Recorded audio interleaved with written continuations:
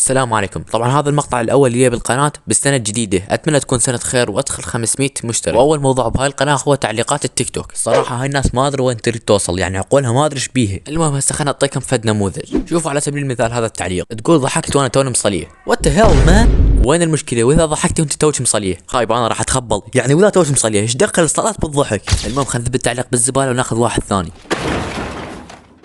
شوفوا هذا الطرقاع ايش يقول، هسه الابراع صلحها لو دجاج. طبعا هذا اكثر نوع من التعليقات اكرها واتمنى كظه واطيح حظه. هذا التعليق مستحيل ما تكون شفته في احد الفيديوهات بالتيك توك. شفت بعض المشاهير بالتيك توك ردوا على اجوبتهم وجاوبوهم، بس هم مصرين النمله لحم لو دجاج، الابراع صلحها لو دجاج. انا بديت اشيك هذول مو بشر معلقين، هذول مقايم معلقين.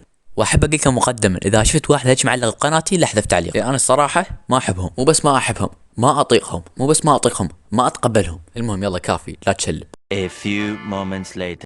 هسه المهم نجي للتعليق اللي وراه. هذا اسوأ شخص ممكن تشوفه بحياتك. شباب الله وكيلكم مو هنا المشكله، المشكله انه انت وين ما تروح تلقاه، حرفيا ما جاي الشاقه وين ما تروح تلقاه، بالكنتور تلقاه، بالثلاجه ابلع هم تلقاه، حتى قلت اشوفه اكثر من اهلي، وهاي زايده حتى بالحلم اشوفه. وشايفين انه كظه؟ حتى خلقة الله اريد اخربها اليوم، اريد اخرب حتى خلقة الله.